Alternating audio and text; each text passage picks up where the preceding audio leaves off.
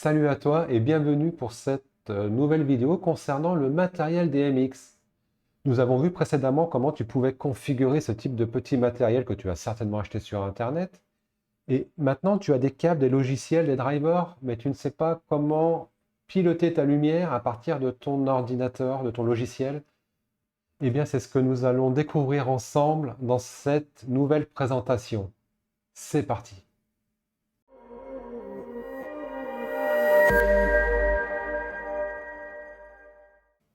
Voici donc le matériel dont nous avons besoin pour câbler l'ensemble de notre installation DMX. Nous allons donc utiliser un câble. Nous voyons qu'il a deux connecteurs 3 points en DMX. Vous pouvez aussi avoir des connecteurs 5 points, mais le plus couramment utilisé sont des connecteurs 3 points. Vous avez un mâle, un femelle.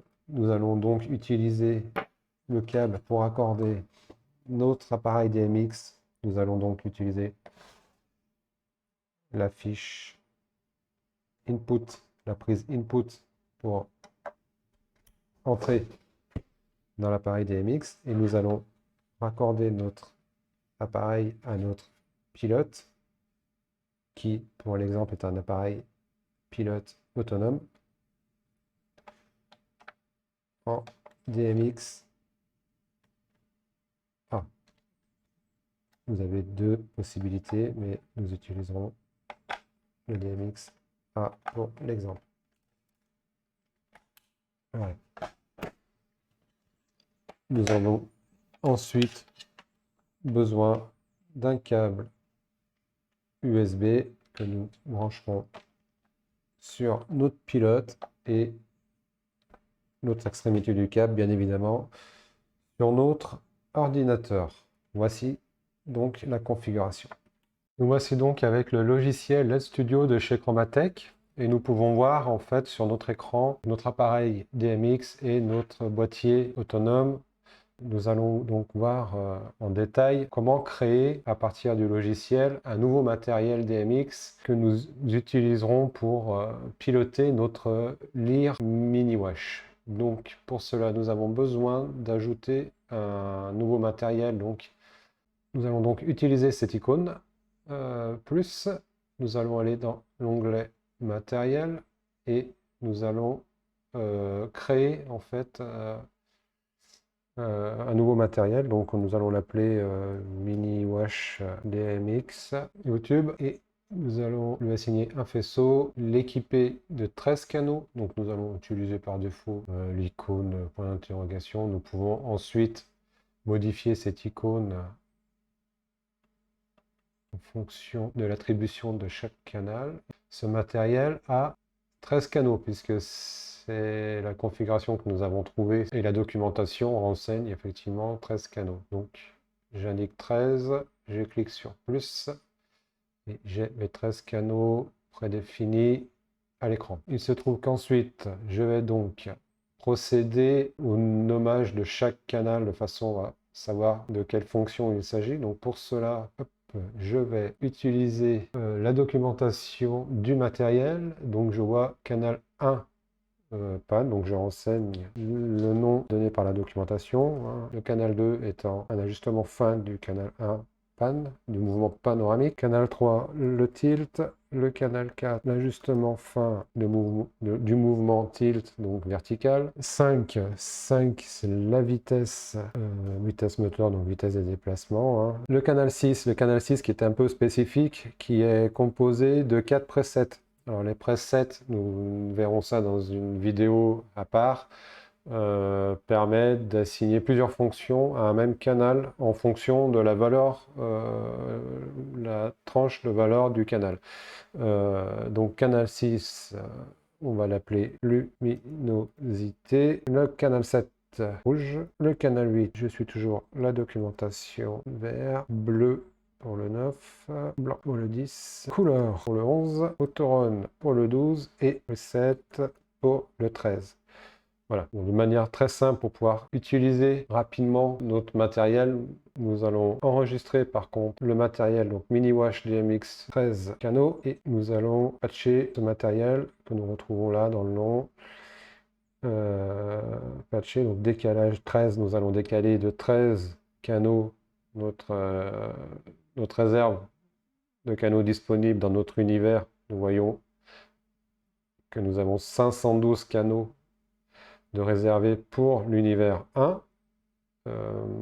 Donc un appareil, donc 13 canaux. Le premier adressage sera le numéro 1, le 13e sera donc le dernier.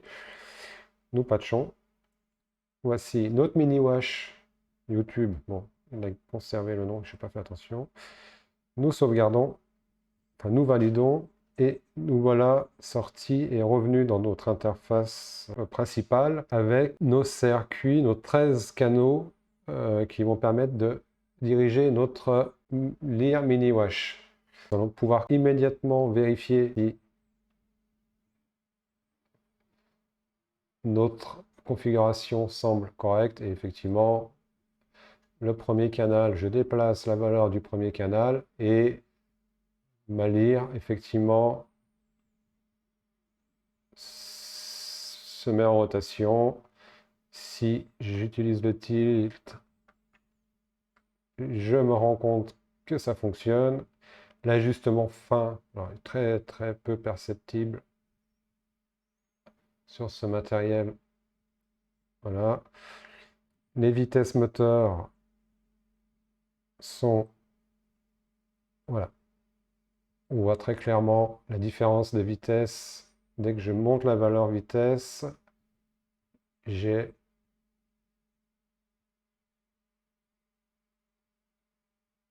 un positionnement qui se fait d'une manière beaucoup plus lente.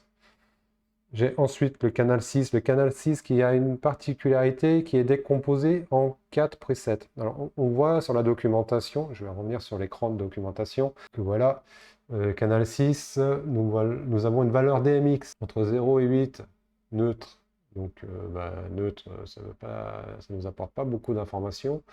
Par contre, on sait qu'à partir de 8 jusqu'à 135, ça nous règle notre luminosité entre 0 et 100%. Nous savons qu'entre 135 et 240, nous avons un effet strobe. Et entre 240 et 255, nous allons avoir une luminosité 100%. Donc nous n'allons pas nous attarder sur la conception du preset, mais par contre, nous pouvons vérifier rapidement la fonctionnalité de ce canal 6. Nous allons par exemple utiliser le canal 135 qui correspond à un effet strobe, et je me rends compte que si j'utilise le canal 6, on a dit 135, donc 136, et par contre, il faut que je monte mes curseurs de couleur, donc 136, mon canal 6, 136, et on voit rapidement, si j'augmente la valeur, j'ai une valeur stroboscopique qui augmente. Je vais m'amuser un petit peu, vous voyez, avec le tilt, et ça déplaît un peu à l'autofocus, mais ça fonctionne très bien. Le canal 11, qui aujourd'hui est une... Je vais revenir donc sur la documentation. Le canal 11 qui n'est pas très explicite. Je vous laisserai éventuellement chercher à vous amuser avec le logiciel pour essayer de découvrir les subtilités de ce canal et des fonctions qu'il apporte. On voit qu'on a effectivement 3 presets sur ce canal, de la même manière que le canal 6, donc 3 presets pour des dégradés de couleurs par rapport, enfin, voilà, tel qu'il est décrit dans la documentation, à vérifier. Ensuite, nous avons le canal 13, qui est un reset de la lampe, et on a le canal 12, en fait, qui correspond, pareil, avec 4 presets qui, en fait, nous indiquent donc un fonctionnement lent, un fonctionnement rapide et un mode musical. Donc, on parle de mode automatique. On va faire un essai tout de suite avec un fonctionnement rapide, donc supérieur à 200. Donc, je vais rentrer tout de suite la valeur 201. Et qu'est-ce que nous fait notre lyre? Donc, de 201 à 255, puisque c'est la dernière valeur, enfin 254 exactement. 254, et nous sommes censés avoir des modes... Bon, voilà, des modes qui ne sont absolument pas rapides. Donc la documentation n'est pas tout à fait identique au matériel en démonstration, même si on va retrouver, vous cherchez un petit peu, vous voyez, 192, on est dans le rouge, là, On baisse un peu, on est plutôt dans le bleu à 151, ouais. Bon, ce sont des modes automatiques, ce n'est pas vraiment ce qui nous intéresse dans les fonctionnalités de cet appareil. Ce qui nous intéresse réellement, c'est dans l'immédiat la vitesse, le positionnement et bon, la couleur. Hop, vert. Et là, je peux passer en vert. Je vois clairement mon matériel. Là, je ne suis pas sur le bon plan. Voilà.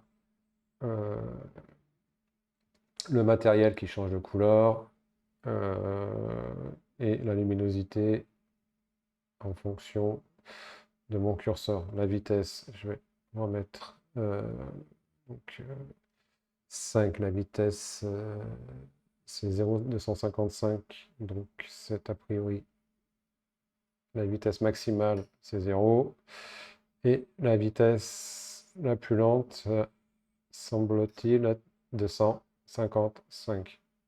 Voilà. Voilà, donc pour cette première étape, nous avons vu comment créer nos 13 canaux en fonction de la documentation du matériel, et on voit clairement que le matériel répond aussitôt à la modification de chaque valeur DMX apportée, modifiée sur notre console. Voilà. Donc c'est tout pour cette première vidéo sur le logiciel LED Player de chez Chromatech. Nous verrons dans une seconde vidéo comment créer des scènes et ensuite créer des scènes autonomes, puisque c'est en finalité ce qui nous intéresse, de pouvoir créer des scènes DMX autonomes avec de la diffusion de vidéos synchronisées avec ces scènes. Voilà, c'est tout l'objet de notre série de vidéos. Je vous remercie pour votre attention, en espérant que ces quelques informations pour commencer à travailler avec le LED Player vous ont permis de gagner du temps, et je vous dis à la prochaine pour une nouvelle vidéo. À très bientôt.